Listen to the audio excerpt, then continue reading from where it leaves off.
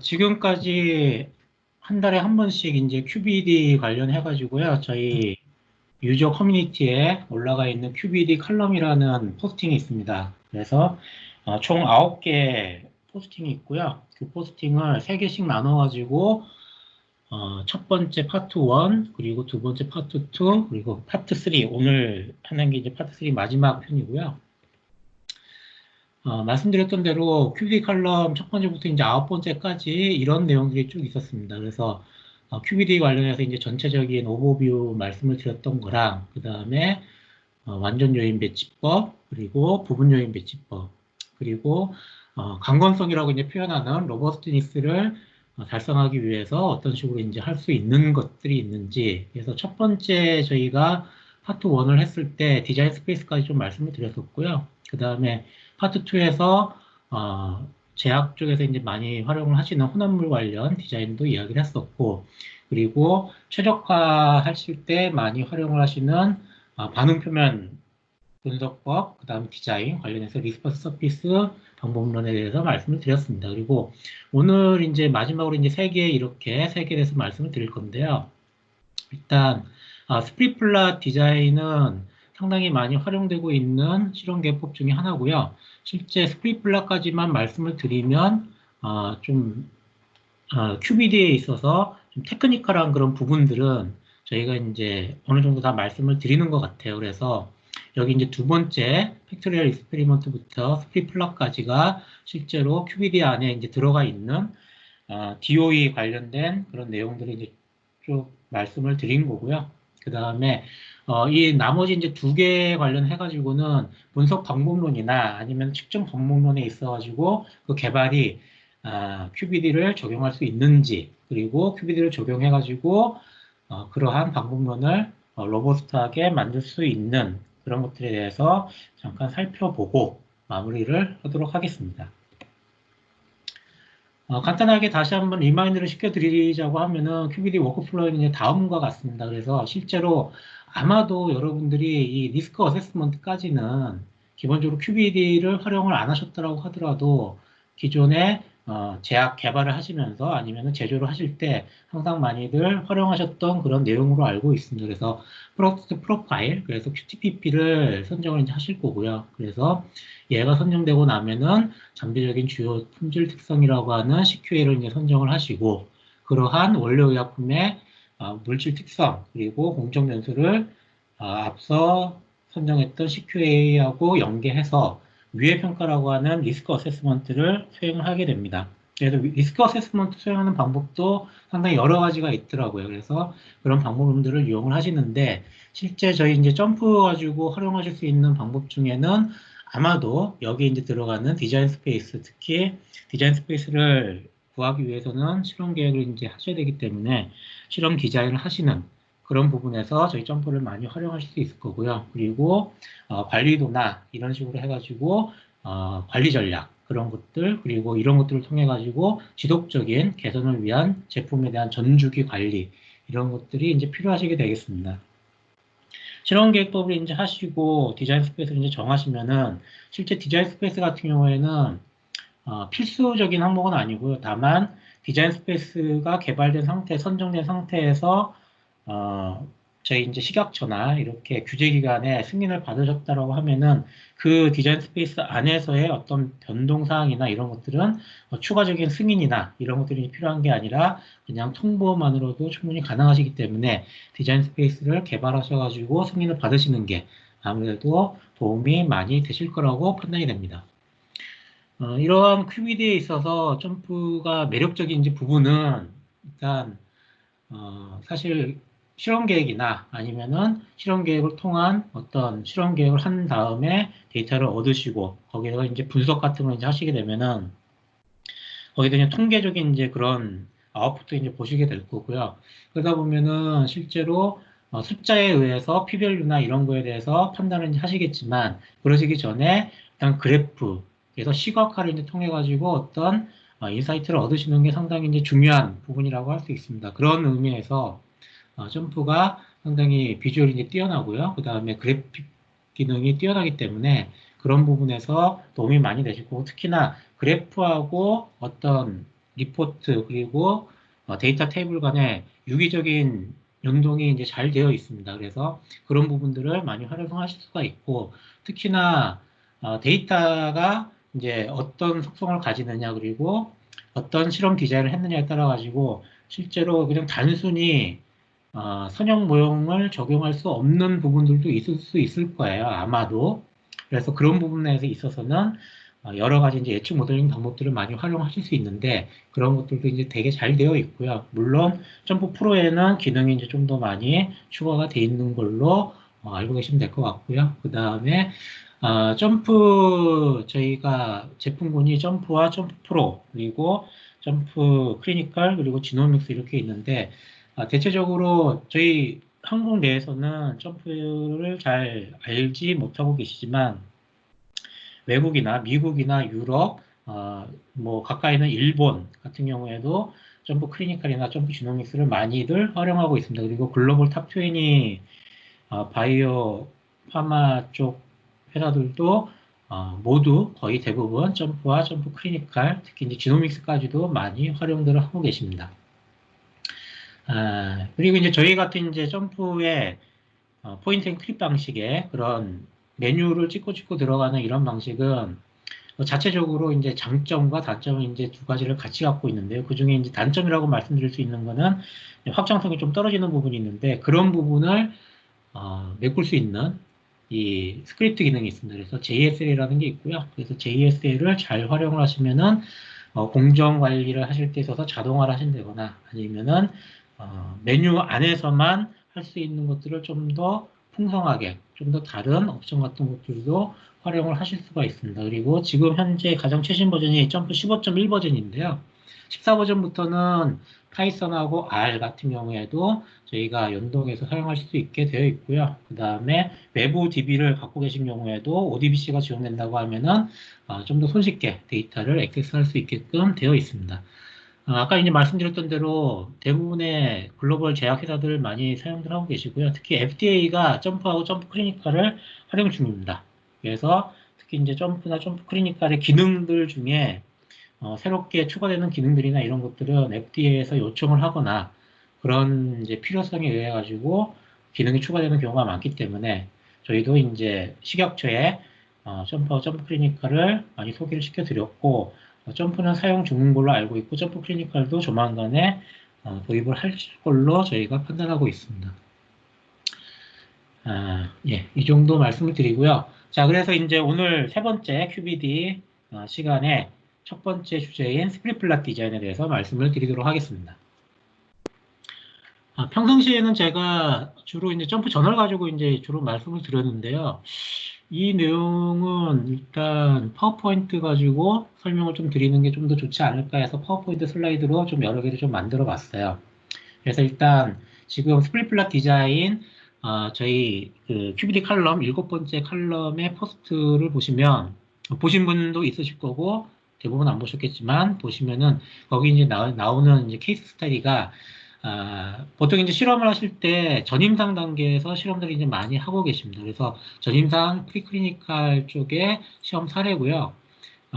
전임상이라고 하면 이제 사람한테 적용하기 전에 동물들한테 적용을 해가지고 독성이나 이런 거를 이용을 해서 안정성하고 유효성 같은 경우들을 판단하는 그런 테스트로 알고 있습니다. 그래서 이 사례에서는요, 여기 이제 보시는 바와 같이 만성 피부 염증 질환을 처리하는 그런 관련된 스프릿플랫 디자인을 말씀을 드릴 거고요. 그래서 스프릿플랫 디자인이 어떤 것인지에 대해서 같이 한번 보도록 하겠습니다. 일단 실험을 하는 데 있어가지고 쥐를 가지고 이제 실험을 했다라고 한번 가정을 해볼게요. 이제 동물이라고 이제 이야기를 했는데 가장 많이 사용하는 그런 동물이 실험쥐이기 때문에 몰모트가 이렇게 4마리가 있다라고 가정을 하겠습니다. 그래서 각각 이 4마리의 목 뒤부터 뒤쪽에 이제 허리까지 염증 질환이 이제 8군데가 각각 있는 거예요. 이렇게 얘한테도 이제 환부가 8군데가 있고 얘도 환부가 8군데가 있고 총 32군데 환부가 이제 있겠죠. 그래서 이러한 환부를 낫게 하기 위해 가지고 두 가지 트리트먼트를 이제 적용을 합니다. 첫 번째는 경구 투여하는 항생제를 저희가 투여를 할 거고요. 항생제는 다만 A하고 B 두 가지 이제 종류입니다. 그리고 질환 부위, 질환 부위에 이제 도포되는 여기 이제 그림과 같은 크림이 있습니다. 그래서 이 크림 활성 성분을 4개의 농도 수준으로 해서 0일 때는 그냥 농도가 아예 없는 거고요.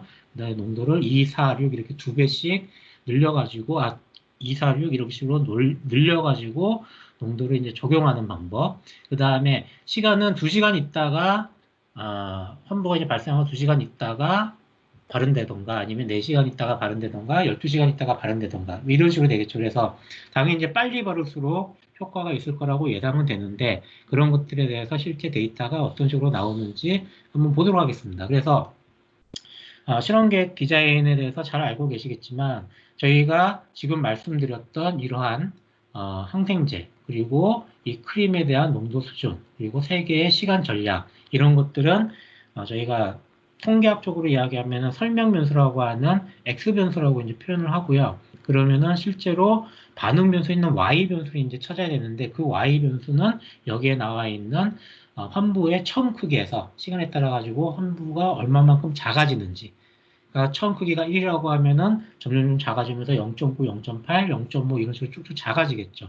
그런 거를 AUC라고 이제 표현을 해서 에리어 언더 커브라고 명명을 하고 분석을 해보도록 하겠습니다. 자, 스프릿 플랫 디자인이라고 하는 거는 애초에 뒤에 이제 나오겠지만 RA 피셔경 저희 이제 통계학에서는 상당히 유명하시고 특히 실험계획법에서 창시자라고 알려져 있는 그러신 분인데요. 이분이 영국에 있는 어떤 리서치 연구단체에서 어, 농업 쪽에 관련된 그런 내용을 가지고 스프릿 플랫 디자인을 이제 처음에 이제 창시를 하신 겁니다. 그래서 이 내용을 좀 더 쉽게 이제 말씀을 드리자면은 이런 식으로 보실 수 있어요. 앞에 이 처음에 위에 있던 이 내용이랑 크게 이제 다른 바 없는 건데 예를 들어서 이제 이런 거죠. 실제로 곡물 양을 재배를 해가지고 수확되는 곡물의 양을 막 늘리고 싶은 게 이제 저희가 아까 말씀드렸던 반응 변수라고 이제 이야기하는 저희 이제 목표, 타겟이 되는 그런 변수가 이제 될 거고요. 근데 거기에 영향을 주는 것들이 이제 곡물의 종류라던가 아니면은 언제 심는지 그리고 시간은 언제로 할 건지 물 주는 그리고 비료를 주는 이런 시간들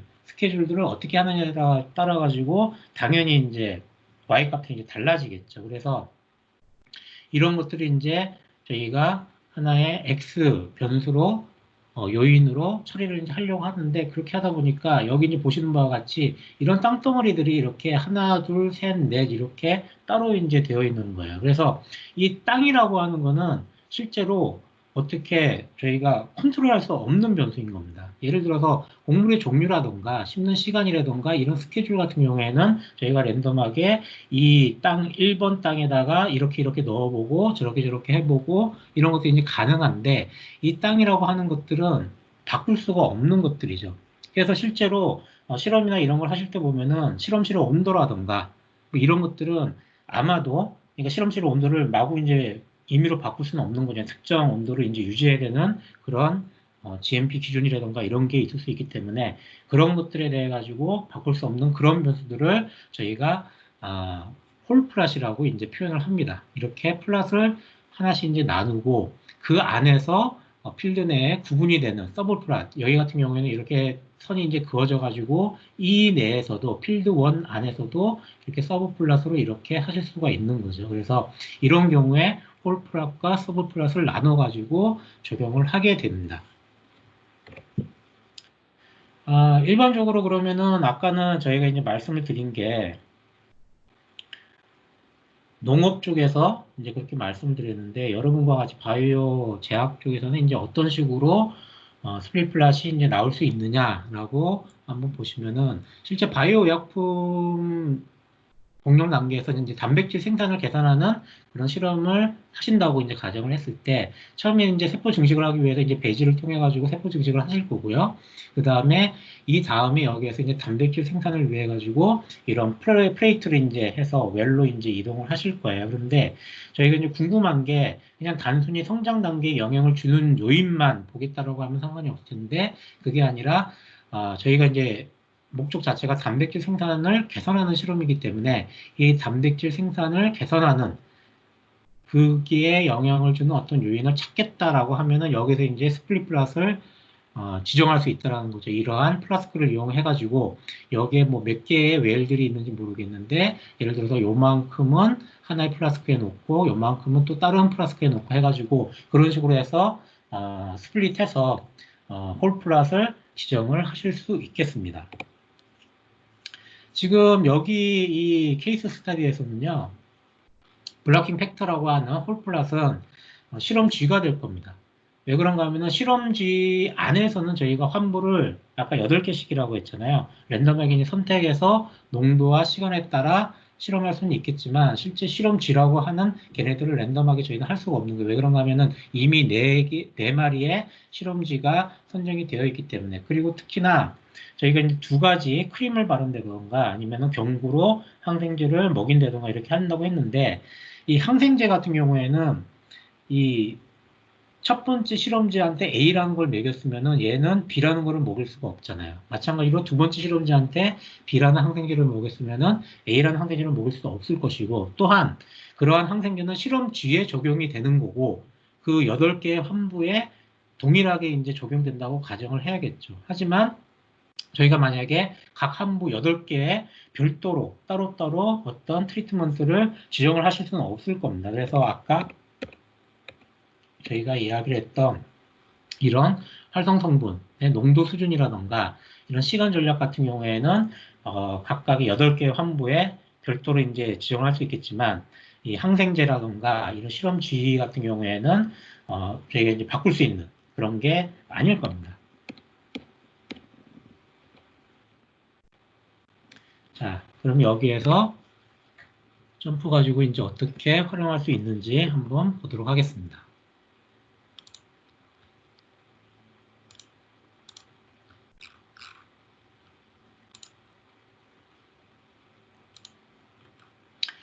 먼저 스플릿 플랫 디자인은 제가 미리 만들어 놨는데요.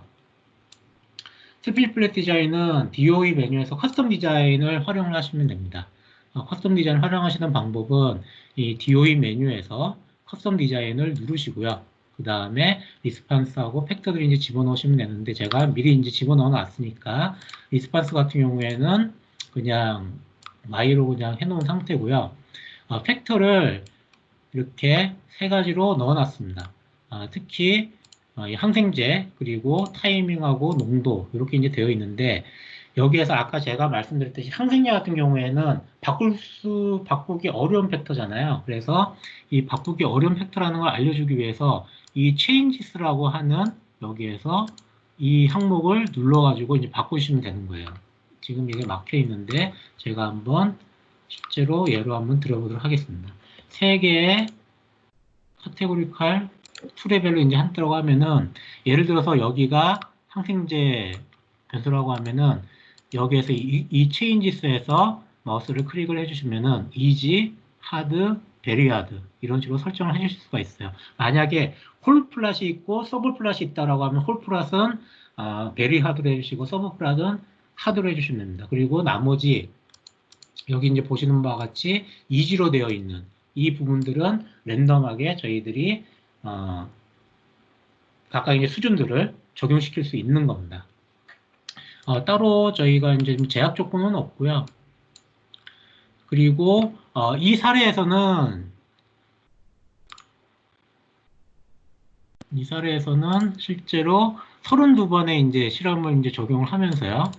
그래서 여기 홀플랫을 이제 지정하게 되어 있는데 이 홀플랫이라고 하는 거는 아까 이제 말씀드렸던 실험지가 이제 몇 마리냐라는 거에 따라서 이제 4마리라고 이제 실정을 해주는 거고, 그래서 실험 횟수는 아까 제가 말씀드렸듯이 4마리에 8개씩의 환부가 있기 때문에 총 32번, 32번의 실험 횟수를 여러분들이 여기에다가 직접 32로 입력을 해주시면 됩니다. 디폴트로 이제 되어 있거나 이렇게 되어 있는데 아까 제가 말씀드렸듯이 32번의 실험을 하겠다라고 하시고 메이크 디자인 해주시면 되고요. 자, 그리고 32번의 이제 실험을 해주시는 데 있어가지고 이러한 2인자 교류작용에 대해 가지고 얘네들에 대해서도 꼭 필요한 그런 추정이 이제 필요하냐 아니냐 이런 것들이 이제 확인하실 수가 있는데 꼭 필요하다라고 하면 necessary를 해주시고 아니면은 if possible 이 지금 제가 마우스를 이제 눌렀는데 뭐 이런 식으로 바꾸면 돼요. 근데 여기 number of runs를 잘 보시면 제가 if possible로 바꾸면은 이 미니멈하고 디폴트 숫자들이 좀 바뀌는 걸 확인하실 수 있을 거예요. 그래서 꼭 이 2인적 교기적인 얘는 내가 봐야겠다라고 하는 순간 런수가 많아지는 것을 확인하실 수가 있습니다. 어쨌든 저희는 32번의 실험을 할 거고요. 나머지 2인적 교기적인들은 구할 수 있으면 구하고 뭐 딱히 구할 필요는 없다라는 판단을 해가지고 이런 식으로 적용을 해서 메이크 디자인을 해주시면은 점프가 옵티멀한 그런 디자인을 만들어 주고요. 그래서 제가 이렇게 만드는 이 디자인이랑 만약에 여러분들이 나중에 동일한 리스판스하고 그 다음에 팩터들을 입력을 하시고 하시더라도 조금씩 다르실 수 있어요. 조금씩 달라질 수 있기 때문에 이 랜덤하게 지금 뽑는 겁니다. 그래서 보시면은 아까 이제 말씀드렸던 32번의 런이 이제 해당되는 걸 확인하실 수 있고요. 이 홀플랫이라고 하는 건 제가 아까 말씀드렸던 애니멀, 첫 번째 애니멀, 두 번째 애니멀, 세 번째 애니멀, 그리고 이 항생제는 이 첫 번째 애니멀에는 A, B 이렇게 두 개가 들어가는 게 아니라 하나씩만, B 하나씩, A, B 이렇게 하나씩만 들어가는 것을 확인하실 수 있습니다. 나머지 타이밍하고 컨스트레이트 농도 같은 경우에는 이런 식으로 랜덤하게 이제 뿌려지는 것을 확인할 수 있고요.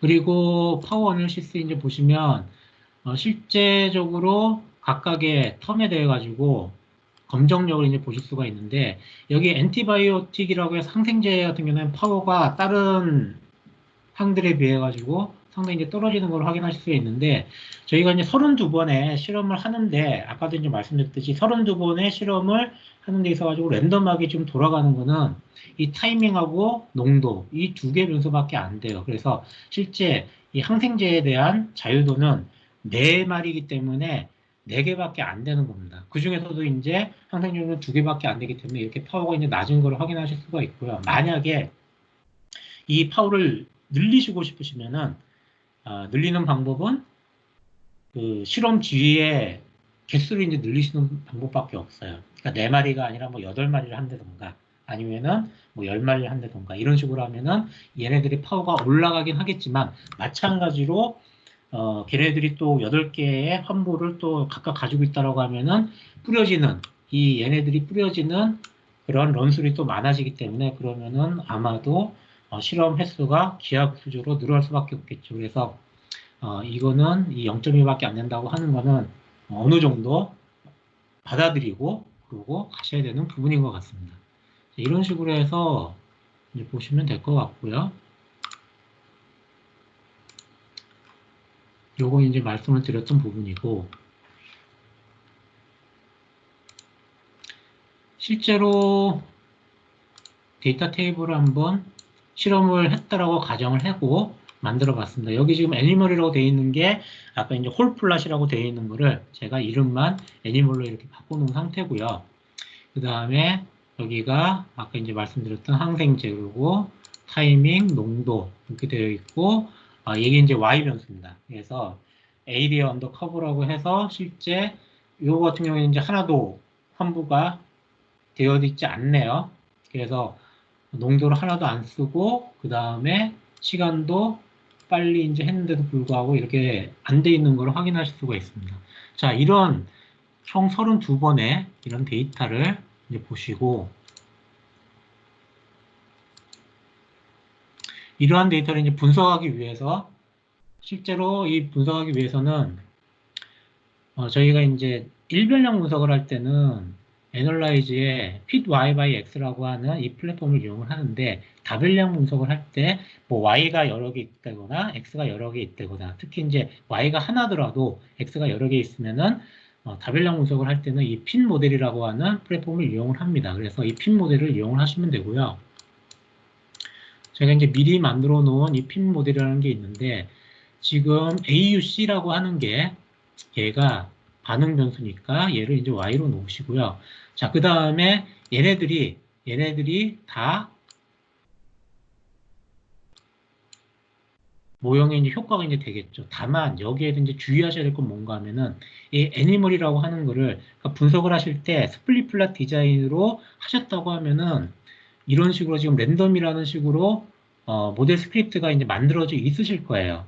무슨 말씀인가 하면은 DOE에서 커스텀 디자인 하시고 여기에서 아까 제가 했듯이 뭐 카테고리칼 프레벨로 해서 세 개를 만들고 얘를 만약에 하드 이런 식으로 해가지고 만들고 이제 하시면은 제가 뭐 해볼게요.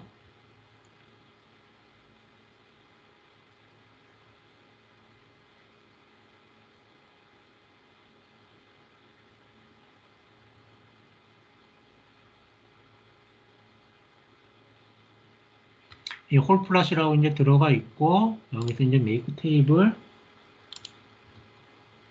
여기 이제 모델 여기 보시면은 이런 식으로 랜덤이라고 지금 이렇게 얘가 이제 지정을 해주잖아요. 그래서 여러분들이 스플릿 플랫 디자인을 하시면은 점프가 알아서 이렇게 랜덤이라고 랜덤 효과라고 지정을 해줍니다. 지정을 해주는데 안타깝게도 만약에 여러분들이 디자인을 해놓고 그 모델 스크립트를 날려 먹으셨다던가 하여튼 뭐 여러 가지 사정에 의해서 모델 스크립트가 없다라고 하시면은 이러한 경우에는 이런 식으로 이제 바꿔주시면 돼요. 여기에 어트리뷰트라고 있어요. 어트리뷰트 옆에 있는 이 빨간색 역삼각형 눌러보시면은 랜덤 이펙트라고 있습니다. 그래서 지금 제가 애니멀이라고 하는 이 변수를 이 설명 변수를 인자를 선택을 한 상태에서 랜덤 이펙트라고 이렇게 해주면은 여기 이제 보시는 얘처럼 여기도 랜덤 이펙트로 이제 들어가는 거를 확인하실 수가 있고요. 그 다음에 나머지 얘하고 크로스 해주시고 타이밍하고 컨센트레이션 크로스 해주시고 그 다음에 얘하고 뭐 크로스 해주시고 이런 식으로 하면은 세 개의 아까 이제 보셨던 2인자 교작용 그리고 이 세 개의 픽스드 이펙트 그리고 얘의 랜덤 이펙트 이런 식으로 해서 여러분들이 분석을 하실 수가 있습니다. 그래서 보시면은 지금 보시는 이 모델 스크립트하고 이 모델 스크립트가 동일한 거를 확인하실 수 있습니다. 자, 이런 상태에서 이제 런을 선택을 이제 해주시면은 자, 전체 이제 이펙트 서머리가 이제 나옵니다. 그래서 보시는 바와 같이 이 세 개의 주 효과는 유의 수준 10%에서는 유의하고요. 그 중에서도 유의 수준 5%, 특히 유의 수준 1%에서도 이 농도는 가장 유의한 것을 확인하실 수가 있어요. 아까 이제 저희가 이 2인자 교작용은 뭐 구할 수 있으면 구하고 아니면 말고 라고 이제 말씀을 드렸지만 32번의 런을 했기 때문에 충분히 구하고도 남을 만큼 실험의 수가 있기 때문에 이렇게 구할 수 있었고요. 다만 저희가 처음에 예상을 잘한 건지 모르겠지만 보시는 바와 같이 크게 의미가 없는 것을 확인하실 수 있습니다. R스퀘어 이제 괜찮게 지금 나오고 있고요. 그 다음에 이 밑에 보시면은 이 엔티바이오틱 그래서 항생제 같은 경우에도 p-value가 그렇게 높지는 않습니다. 유수준 10%에서 이렇게 의미 있는 걸 보실 수 있고 컨센트레이션 아까 이제 말씀드렸듯이 꽤 높은 걸 확인하실 수 있어요. 자 그리고 아까 저희가 애니멀이라고 하는 얘가 랜덤 이펙트라고 말씀드렸잖아요. 그래서 전체 분산 분석 이제 토탈 베리언스입니다. 토탈 베리언스 이제 보시면은 요만큼인데 이 애니멀이라고 하는 얘가 지금 요만큼 0.00101 예, 요 정도를 지금 차지하고 있는 거고 이 전체에서 약 34% 정도를 지금 차지하고 있는 것을 확인하실 수가 있습니다.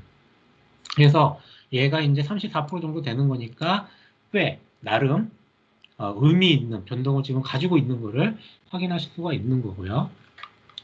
자, 그래서 이제 전체 디테일한 이펙트를 한번 보시고 특히나 이 컨센트레이션 여기가 가장 의미 있는 변수를 확인할 수 있기 때문에 제가 지금 이펙트 디테일이라고 하는 이 여기를 제가 이렇게 열었는데요. 보시면 각각의 항생제, 타이밍, 농도, 그리고 아까 2인자 교배전까지 다 들어가 있는데 나머지는 그냥 무시하시고 얘만 한번 보도록 하겠습니다. 컨센트레이션을 이제 보시면은 얘에 대해 가지고 리스트 스퀘어 민스 테이블이라고 해서 각 레벨에 따라 가지고 AUC에 대한 평균값이 이제 나와 있습니다. 그래서 보시면 컨센트레이션 농도가 작을 때는 0.86 정도, 걔가 6까지 가면 농도가 6까지 가면은 한 72% 정도로 줄어드는 그런 걸 확인하실 수 있고, 그리고 이런 독성 실험이나 이런 걸 하실 때 LS 민지 플랫 같은 것들을 많이 이제 그리시는 분들이 계시더라고요. 그래서 그런 것들을 데이터를 받아가지고 그래프 빌더나 이런 걸 활용하실 수도 있는데 의외로 제가 한번 해봤는데 좀 까다롭습니다. 간단하게 할 수 있는 방법은 이 컨센트레이션에서 이 핫스팟 빨간색 레드 트라이앵글을 누르시고 여기 보시면은 LS 민스 플랫이라고 있습니다. 그래서 얘를 선택을 해주시면은 이렇게 LS 민스 플랫을 간단하게 이제 그릴 수 있습니다. 그래서 아까 말씀드렸던 것처럼 농도가 0, 2, 4, 6 이렇게 바뀔 때마다 이 AUC라고 하는 여기가 평균적으로 이렇게 쭉 내려가는 거 확인하실 수 있고 이 각각의 값들은 이러한 변동을 지금 가지고 있는 것을 확인하실 수 있습니다. 뭐 여기에서 뭐 추가적으로 좀 더 뭐 보고자 하시는 부분이 있다라고 하면 인적요정 난 보고 싶다라고 하시는 분들은 LS 민지 플러스 한번 그려보시려고 하면 예를 들어서 항생제하고 농도에 따라 가지고 보고 싶다라고 하시면은 누르시고 LS 민지 플러스를 눌러보시는데 여기에서 보면은 이 두 개이기 때문에 어떤 거를 오버레이 할 건지 이제 선택을 해주셔야 돼요. 그래서 항생제를 오버레이 해주시면은 아까 저희가 이제 봤던 농도에 따른 그리고 농도가 아니더라도 여기 이제 항생제가 위에 있는 게 지금 B 항생제, 밑에 있는 게 A 항생제. 그래서 효과는 아무래도 A 항생제가 조금 더 있는 것 같아요. 제가 보기에는. 네, 하여튼 이런 것들을 보실 수가 있습니다. 이렇게 보시면은 일반적으로 여러분들이 스플릿 디자인을 하시고 그리고 거기에 대해서 아웃풋에 대한 해석을 하시는 데는 큰 무리가 없을 것 같습니다.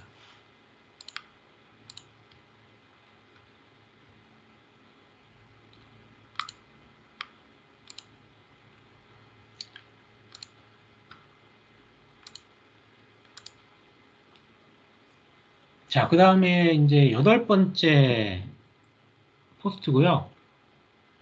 여기 QBD라고 하는 게 설계 기반 품질 고도화라고 이제 이야기하고 있는 내용들이고 실제로 예전에는 저희가 어떤 제조 공정에서 제일 끝에 마지막에 나오는 물건을 가지고 완성품을 가지고 이게 불량인지 우량인지 이렇게 테스트식으로 모든 프로세스나 이런 것들에 대해 가지고 제대로 됐는지 아닌지를 판단을 했었다라고 하면은 QBD라고 하는 거는 실제로 이제 그렇다기보다는 처음부터 설계 단계부터 그리고 중간중간에 모든 공정 프로세스에서도 그 프로세스를 이해를 하시고 CQA를 정하셨다라고 하면 그 CQA에 대한 이해도 이런 것들을 다 아셔야지 그래야만 제대로 된 공정관리가 이제 된다라고 하는 그런 개념이기 때문에 이러한 QBD 개념을 분석 방법론이나 아니면은 측정 방법론을 개발하는 데 있어서 적용할 수 있는가라는 거에 대한 이야기입니다. 그래서 실제로 점프 관련된 내용은 별로 없고요. 그렇지만 이제 잠깐 이제 보여드릴 거고 마지막 단계의 9번째 포스트는 점프 데이터 테이블이 약간 문제가 있어가지고 그냥 이 파워포인트로 배신을 하려고 하고 있습니다. 어쨌든 간단하게 이제 한번 보시면은 실제 측정 잠시만요. 레이저 포인트를 만들겠습니다. 자, 이 측정 방법론이나 분석 방법론 이제 개발을 하실 때 있어서 이런 것들이 이제 의약품 개발하실 때 당연히 병행될 수밖에 없는 내용이고요. 그리고 특히 아까 제가 말씀드렸던 프로세스나 이런 것들을 모니터링 하는 것, 그리고 관리를 하는 데 있어서의 어떤 요구사항, QBD가 됐든 아니면은 저희 뭐 식약처의 요구사항 이런 것들에 대한 이해를 CQA나 그리고 규격 한계를 포함한 분석 방법에 대해서 성능 기준을 촉진할 수 있는 그런 좀 필요한 그런 내용들이라고 할 수 있습니다. 그래서 이러한 분석 방법론의 일반적인 요사항 보시면은 이렇게 크게 이제 세 개로 이제 보실 수가 있고요. 하나는 이제 정밀도, 프리시전이라고 이야기를 하고 있고, 또 하나는 선택성, 그리고 나머지 하나는 민감도라고 이제 표현을 합니다. 근데 정밀도라고 하는 부분은 실제 게이지 아레나를 또 하시는 분들이 이제 많지만 측정 시스템 분석입니다. 그래서 측정 시스템이 재현성하고 반복성이 얼마만큼 잘 되어 있는지. 사실 이 내용은 아까 이제 제가 분산 분석을 이야기할 때 총 변동에 있어가지고 재현성에 대한 변동하고 반복성에 대한 변동이 얼마만큼 작은지, 얘가 크면은 제대로 된 재현성하고 반복성이 없는 거라고 이제 이야기를 할 수 있는 거거든요. 하여튼 그런 것들을 하기 위한 게이지 RNR 이런 것들을 하는, 그래서 방법론에 이제 변동론이 있을 때 저희가 이제 이야기하는 스페시피케이션, 그래서 규격 범위에 아주 작은 규격 상황하고 규격한 안에서만 이제 움직이는 것을 보장할 수 있게끔 만들어주는 게 요구사항이 될 거고요. 그리고 각 생산 단계에서 이제 감시할 만한 그런 불순물을 결정을 하고 거기에 대한 상대적 비율을 적절히 구분하는 그런 설계 방법을 명시하는 게 선택성이라고 이야기를 합니다. 그리고 마지막으로 민감도라고 하는 거는 이런 효율적인 그런 프로세스 관리를 하기 위해서 규격 한계하고 그런데 영향을 미치는 중요한 CQA의 변화를 정확하게 반영하는 그런 방법론이 필요하다고 말씀드릴 수 있습니다. 그래서 이제 앞에 이제 말씀드렸던 앞서 이제 기준은 저희가 일상적 운영에서 사용하기 위한 이제 방법의 신뢰성을 확립을 하는데요. 얘는 분석하는 시간 그리고 허용 가능한 용매라든가 아니면은 사용 가능한 장비에 영향을 미치게 됩니다. 그래서 이러한 QBD 원리를 이용해 가지고 분석 방법을 개발하려면 최종 사용자가 원하는 운영 의도뿐만 아니라 저희가 이제 찾는 방법론의 성능 기준 또한 이해하고 있어야 됩니다. 이렇게 하지 못했을 때는 새로운 것으로 이제 기술을 이전을 할 때 부실로 이어질 수 있고요. 그러한 경우에는 상당히 많은 시간과 비용을 초래할 수 있겠죠. 그래서 이러한 분석 방법에 QBD를 적용하는 것은 그런 문제를 미리 사전에 예방하기 위한 그런 목적으로 하게 되어 있습니다. 그래서 분석 방법론 개발에 있어가지고 QBD 구현은 일반적으로 다음과 같은 4단계 프로세스로 방법에서 설계 그리고 관리 단계까지 모두 이제 다루게 되고요. 그래서 방문론에 대한 설계 의도, 설계 선택, 그 다음에 제어, 관리에 대한 정의, 제어 관리에 대한 검증 이런 식으로 4단계 프로세스가 정해져 있고, 그래서 실제 분석 방문론의 이제 로버스트니스를 테스트하기 위해서는 운영 조건이 바뀌는 데 있어가지고 이 작은 변화가 얼마만큼 영향을 미치는지 그 영향을 최소화하는 그런 조건을 찾는 것들이 상당히 이제 중요한 문제가 되겠습니다. 여기에서는 HPLC라고 하는 케이스 스타디를 이용을 할 거고요. 분석 방법의 강건성을 실험하는 전형적인 예라고 이야기를 하고 있습니다. 그래서 고효율 액체 크로마토그래피 방법론인데 이 시스템은 저는 한 번도 본 적이 없는 이렇게 세 가지의 장비로 이루어져 있다고 합니다. 그래서 처음에 이제 에질런트 1050이라고 하는 이런 장비가 있는 모양이고요.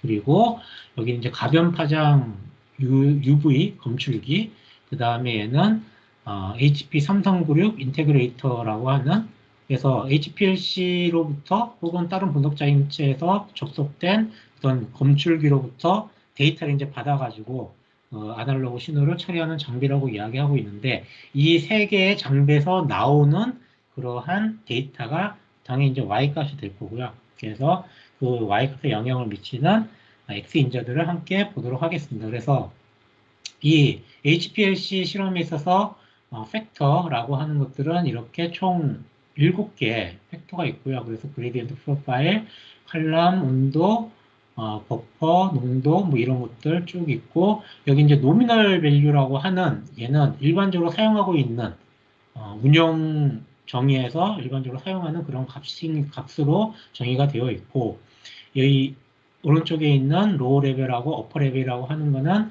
규격 상한 같이 이렇게 지정이 지금 되어 있습니다.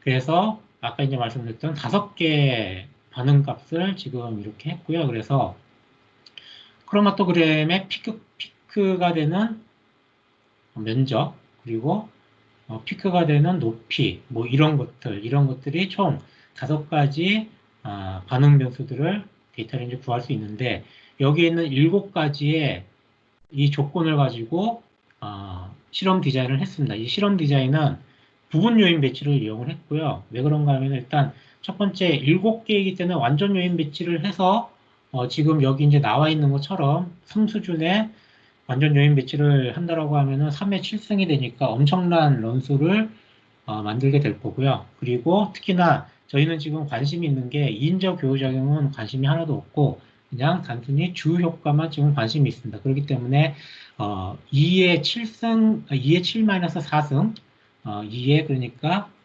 3승, 2의 3승 8번의 실험을 하는 부분 요인 배치를 했고, 다만 여기에 센터 포인트를 3개를 이제 집어넣었습니다. 여기 보시는 바와 같이 센터 포인트를 3개를 넣어가지고 혹시나 있을지 모르는 이차항 효과, 2인자 교정까지는 아니지만 이차항 효과가 어떤 설명 변수에 있을지도 모르기 때문에 3개의 센터 포인트를 넣어서 11번의 실험을 시도를 했습니다.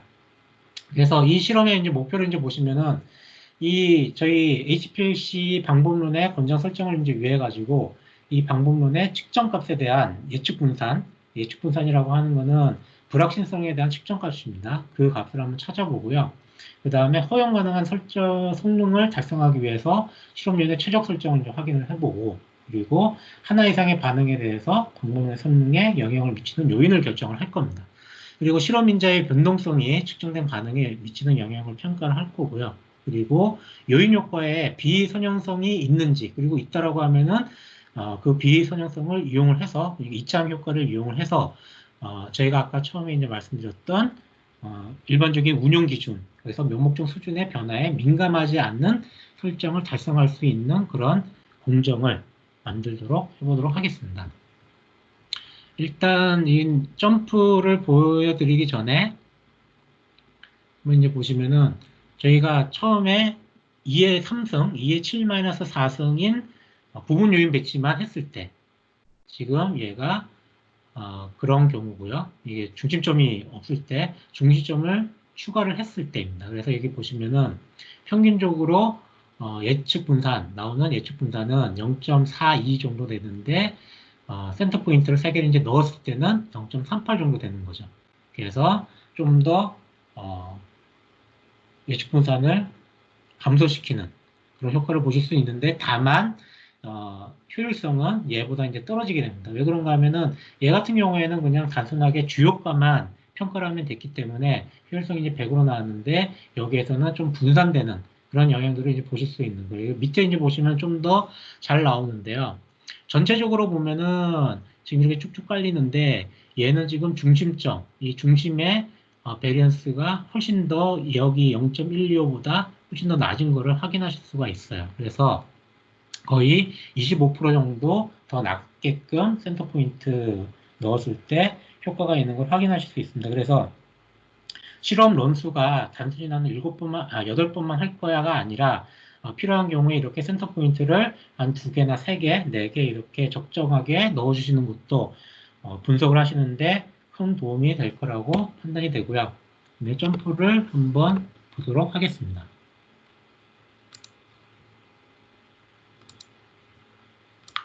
자, 아까 이제 보셨던 바와 같은 8개까지는 일반적인 아까 이제 말씀드렸던 부분 요인 배치 방법론이고요. 거기에서 3개의 센터 포인트를 이제 넣은 겁니다. 그리고 이 3개의 센터 포인트를 leg of fit라고 하는 그런 변수를 집어넣어 가지고 센터 포인트가 1일 때, 그 다음에 센터 포인트를 안 넣은 거는 0으로 해서 이렇게 코딩을 지금 했습니다.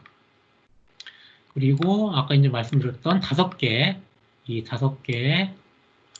반응 변수들을 실험을 한 다음에 값들을 다 이제 타이핑을 한 거고요. 자, 그런 다음에 분석을 한번 해보도록 하겠습니다. 자, 일단 첫 번째 일반 선형 회기를 한번 해보도록 할게요. 자, 보시면 이렇게 5개, 아까 말씀드렸던 5개의 반응 변수들을 지금 집어넣었고요. 그 다음에 여기에 있는 7개의 설명 변수와 그리고 레커브 핏이라고 하는 LOF라고 하는 것까지 이렇게 그냥 단순 선형회기를 한번 돌려보도록 하겠습니다. 보시면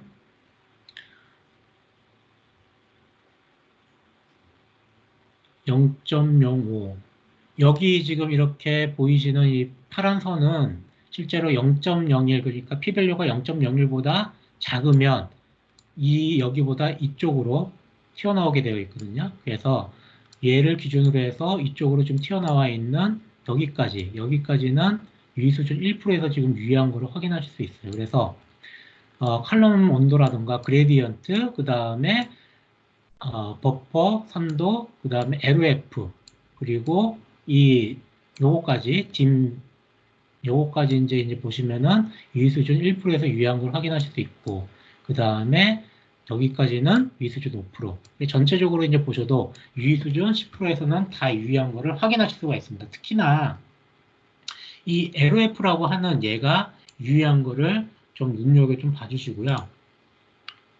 자, 이번에는 전체적인 이제 5개 리스판스 말고 특히나 이제 피크하이트라고 하는 좀 더 다시 한번 이제 보시면 이 각각의 이제 보시면은 여기나 이렇게 쭉 보시면은 실제로 잘 피팅되는 데가 어떤 데가 잘 피팅되는지 확인하실 수가 있어요. 그래서 피크 에리아 같은 경우에는 R스퀘어는 되게 이제 높지만 모형 자체가 그렇게 신뢰성 있게 p-밸류가 이렇게 높지는 않습니다. 그리고 이펙트들도 이제 보시면은 이 그레디언트 말고는 나머지 설명 변수들은 인자들은 의미가 없는 걸 확인하실 수가 있고요. 하지만 피크하이트 같은 경우에는 R스퀘어 상당히 높고요. 한 99% 정도 되고 p-밸류도 유의 수준 한 10%에서 5%에서도 좀 유의하다고 볼 수 있을 정도로 0.0511 이 정도 나와 있고 이펙트 테스트 보시면은 보시는 바와 같이 그레디언트, 칼럼 템퍼러처 마찬가지로 이러한 변수들이 다 유의한 걸 확인하실 수 있어요. 그래서 다른 5가지 변수를 다 보는 것보다는 여기 이제 보시는 바와 같이 피크 하이트에 대해서만 한번 모델링을 해봤습니다. 그래서 이제 보시면은 피크 하이트에 대해서 했고요. 그래서 가장 이제 의미 있게 지금 나온 게 레커브 핏, LOF라고 하는 게 지금 가장 p-밸류가 이제 낮게 나왔고, 여기 이제 보시면은 위에 LOF를 제외한 위에 이 세 개의 변수들이 상당히 이제 의미 있는 것들을 확인하실 수가 있어요. 자, 그러면 이제 LOF가 의미라는 게 이제 뭔가 하면은 지금 LOF가 의미가 있다라고 하는 거는 중심점을 이제 집어넣었을 때 중심점이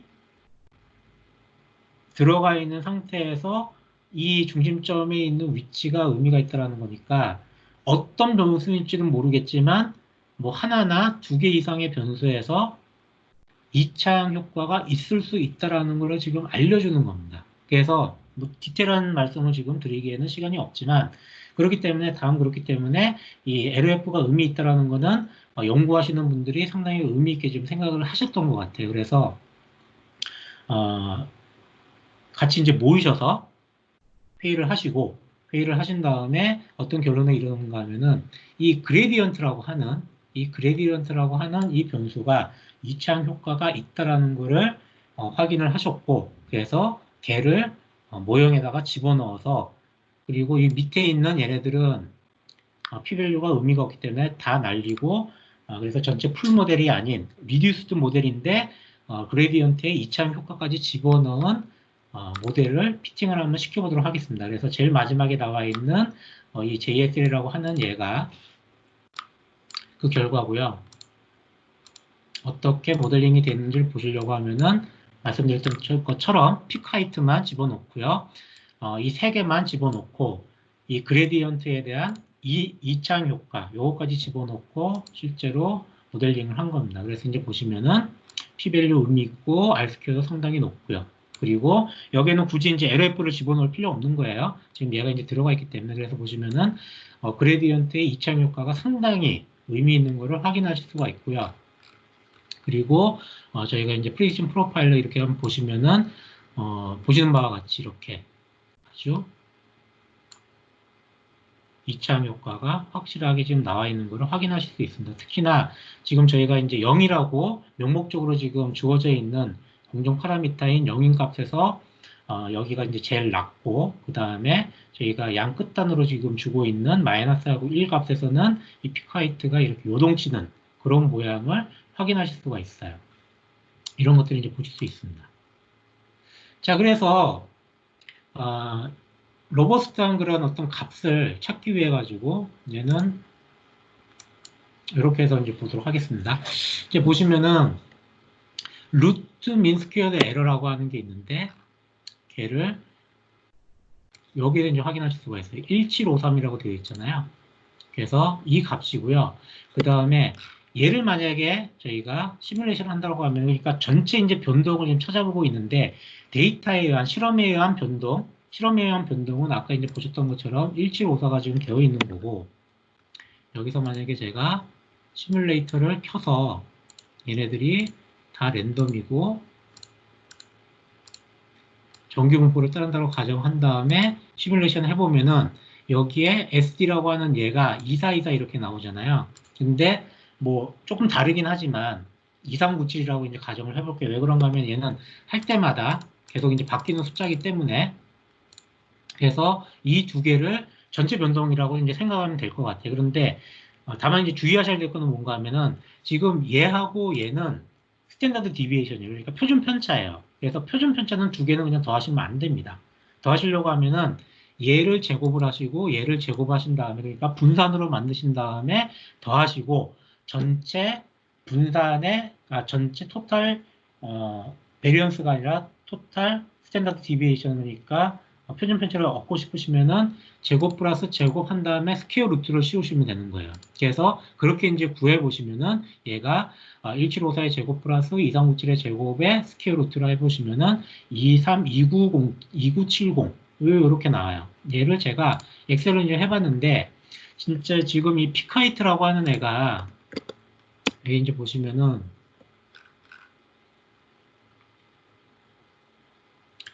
2249 이렇게 나오잖아요. 이게 피카이트의 평균값이에요.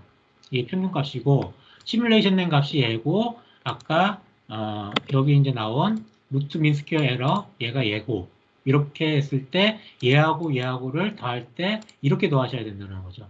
얘 제곱 그리고 얘 제곱하신 다음에 더하고 스퀘어 루트를 씌우시면 되는 거고요. 자, 이렇게 했을 때 이 런 투 런이라고 하는 이 스탠더드 디비에이션은 전체 피크하이트 평균값의 한 0.8% 정도 차지하고 있는 거고요. 그리고 시뮬레이션까지 이제 포함한 이 컨바인드 된 스탠더드 디비에이션은 이 전체 피크하이트의 평균값의 한 1.3% 정도밖에 차지를 안 한다는 거예요. 그래서 여기 이제 보시는 바와 같이 그 변동성이 아주 크지 않다라는 것을 확인하실 수 있습니다. 이런 것들을 이제 보실 수 있다라는 거고요.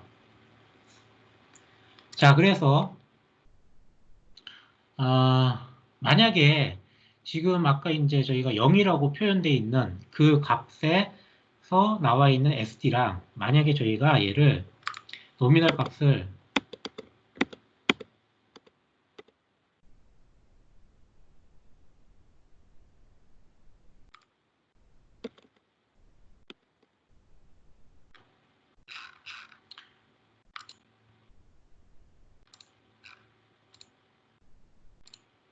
닫혔는데요. 다시 한번 열어보도록 하겠습니다. 제가 24, 23 이렇게 이제 나오고 있는데, 이 노미널 값 얘를 제가 만약에 마이너스 0.5로 한번 만들어 볼게요. 마이너스 0.5로 만들어 보시면은, 시뮬레이션 해보시면은 아까 24, 24였는데 거의 뭐 2배까지는 아니지만 4, 3, 2, 3 이런 식으로 이 편차가 변동이 훨씬 더 이제 커지는 것을 확인하실 수가 있습니다. 자, 그래서 저희가 이제 갖고 있는 그 공정 파라미터 값인 0이라고 하는 그 숫자가 나름 실제 0인지 아니면 어떤 숫자로 저희가 코딩만 그렇게 한 건지 이 데이터에서는 알 수가 없지만, 현재 스탠더드 디비에이션을 가장 작게끔 만들어주는 그 애를 확인하실 수가 있어요. 그리고 뭐 추가적으로 5가지 이제 질문에 대해 가지고 나와 있는데 시간 관계상 생략을 하고요. 자, 그리고 이제 마지막 포스팅인데요. QBD를 저희가 이제 만드는 분석 방법론을 만드는 데 있어가지고 QBD를 적용했을 때 로버스트하게 만들어줄 수 있느냐라는 겁니다. 그래서 여기에서는 이제 데피니티브 스크리닝 디자인을 소개를 해드릴 거고요.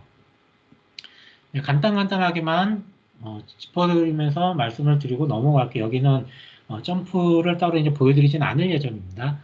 자, 아까 이제 말씀드렸던 그 전에 칼럼, 8번째 칼럼에서는 요인이 이제 특정 값에 있을 때 요인 변동이 아까 0에서 마이너스 0.5 이런 거 했을 때 이런 것들을 개선이 되는지 이런 거보다는 영향을 평가할 수 있는 걸 확인할 수 있었어요. 그런데 얘를 가지고 개선할 수 있는지 없는지는 지금 보지 않았습니다. 그리고 이런 거를 하기 위해서는 선형 효과하고 비선형 효과를 추정할 수 있는, 그래서 아까 이제 보셨던 그레디언트가 만약에 그냥 단순 1차원 효과만 있는 게 아니라 2차원 효과라는 있는 걸 알게 됐기 때문에 그런 걸 보실 수 있었잖아요. 이런 커버처 모양이 됐고, 거기에 이제 그 계곡이라고 표현할 수 있는 0에서 이제 거의 최저값을 이제 가지고 있었으니까, 그런 것들을 이제 하기 위해서는 주효과 그리고 2차원 효과 이런 거를 같이 볼 수 있는 실험 디자인이 필요할 거예요. 그래서 첫 번째는 저희가 이제 볼 수 있는 게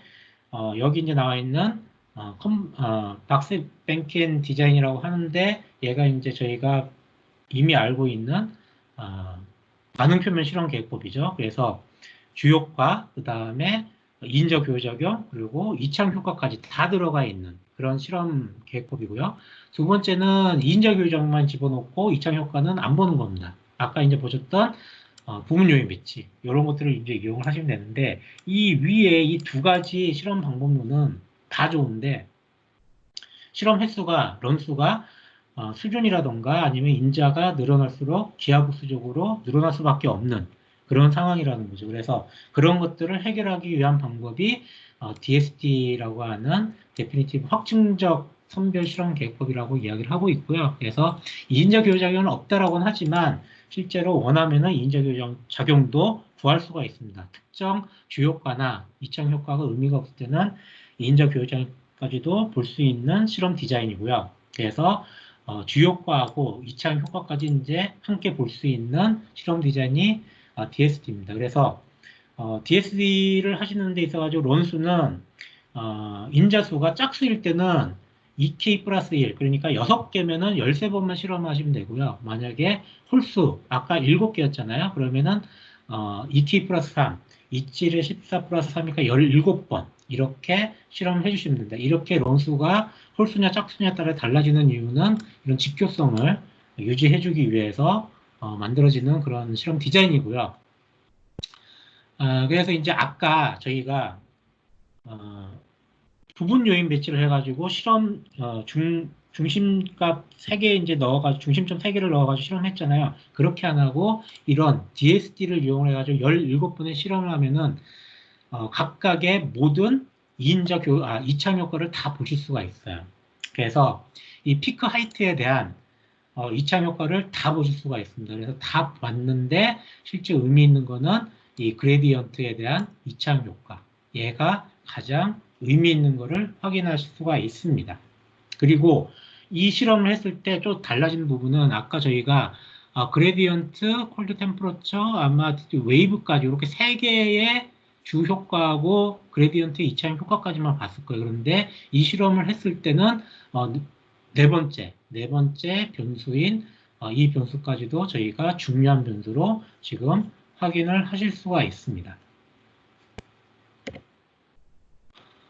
그런 내용들이 이제 보실 수가 있고요. 그래서 로버스트한 그런 솔루션 이런 것들이 찾을 때도 마찬가지로 아까 저희가 시뮬레이션 했던 것처럼 찾을 수가 있고, 만약에 여기 뒤에 이제 나오는 이야기지만 아까 이제 처음에 이제 8번 블로그 포스트에서 보셨던 부분 요인 배치하고 DST하고 같은 거 그리고 다른 걸 이제 보시면은 실제 그레디언트라고 하는 얘가 2창 효과가 있는 거를 알기는 했지만 그거를 저희가 어떻게 데이터 분석을 통해서 한 게 아니라 실험하시는 분들의 어떤 경험이라던가 아니면은 브레인스토밍을 통해 가지고 이제 그렇게 확인을 했다라는 거고요.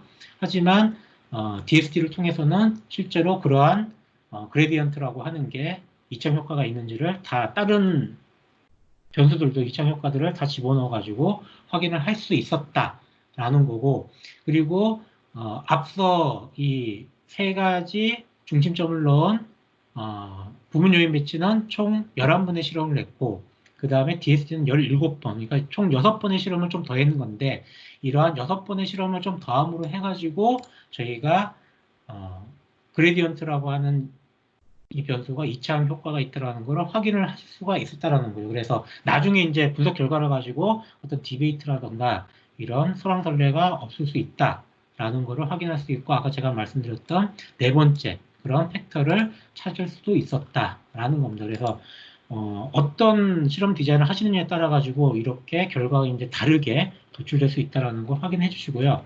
자, 그리고 마지막으로 그러면은 이런 방법론의 강론성을 좀 더 이제 개선할 수 있는 여지가 있느냐? 방법은 여기서 이제 알려주는 방법은 한 가지입니다. 한 가지 방법은 뭔가 하면은 실제 얘네들이 지금 변동을 일으키고 있는데 각각의 변수의 변동성을 최소화시켜 보는 거예요. 예를 들어서 저희가 아까 0. 각각이 다 0.4일 때 여기 이제 보시면은 0.4일 때 시뮬레이션을 해가지고 스탠다드 디비에이션 이런 것들을 이제 봤었잖아요. 그게 아니라 만약에 이 컬럼 템퍼러처를 0.2로 바꿨다면 아니면은 저희 이제 그레디언트라고 하는 이 SD를 0.4에서 0.2로 바꿨다면 이거 보시면은 스탠다드 디비에이션이 이렇게 2697에서 2550으로 여기에서는 아예 1667을 한 40% 정도 이렇게 줄일 수 있는 그런 방법이 되겠습니다. 그래서 이런 것들을 통해 가지고 QBD 방법론을 적용을 하시면은 측정 방법론이나 아니면 분석 방법론에 있어 가지고 좀 더 강건성을 찾을 수 있는 그런 도움이 될 거라고 판단이 됩니다. 여기까지 하면 될 것 같아요.